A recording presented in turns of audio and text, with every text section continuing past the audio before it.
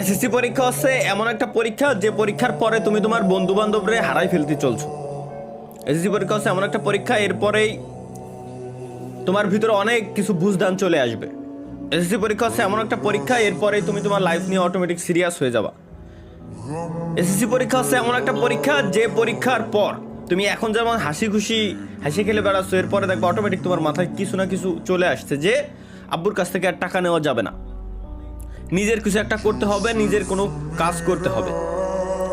হাসি খেলে বেড়াচ্ছ না। এসএসসি প্রত্যেকটা ব্যক্তি এসএসসি পরীক্ষার পরেই 90% ব্যক্তিরই এসএসসি পরীক্ষার পরেই এই বুঝদানটা চলে আসে। কারো একটু বেশি সময় লাগে, কারো একটু আগে আসে, কিন্তু বেশিরভাগ টাইমে এসএসসি পরীক্ষার পরে আসে। সুতরাং ভাইয়া, হাসি খেলে বেড়াচ্ছ এখন, এই লাইফটা এনজয় করতেছো, এটা কিন্তু শেষ সময়। পড়ালেখাটা ভালোভাবে করো। এই এসএসসির রেজাল্টের উপর ডিপেন্ড করে বাকি সব কিছু হয়।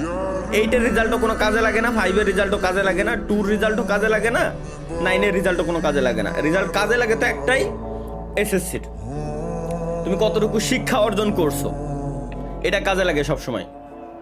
বুঝতে পারছো আশা করি। এবং শিক্ষার সঙ্গে কখনো তোমার জব সেক্টরে মেলাবা না যে তোমার ভালো রেজাল্ট করলে ভালো একটা জব পাবা।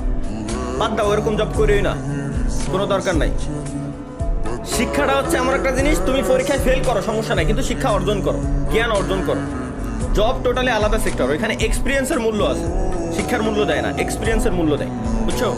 এই আমিও কিন্তু আমাদের অফিসে আমি যখন ইন্টারভিউ নেওয়ার সময় তার রেজাল্টটা দেখি, জাস্ট হচ্ছে রেজাল্টের উপর কি ডিপেন্ড করে, রেজাল্টের উপর ডিপেন্ড করে জাস্ট এতটুকুই যে সে কতটুকু শিক্ষিত এবং সে কেমন বুঝে, এইটুকুই, এছাড়া আর কিছুই না। আর কোন পর্যন্ত সে পড়ালেখা করছে। যখন সে দেখি যে বিএসসি কমপ্লিট করছে বা ডিপ্লোমা কমপ্লিট করছে বা এইচএসসি কমপ্লিট করছে, তখন বুঝে যায় যে মোটামুটি তার ভিতরে একটা বুঝদান আছে, তাকে আমরা ট্রেন করাইতে পারবো। বাট সে যদি এতটুকু শিক্ষিত না হয়, তাহলে আমরা তারে ওই ট্রেনটা করাইতে পারবো না। দ্যাটস ওয়াই শিক্ষা অর্জন দরকার আছে। আর চাকরি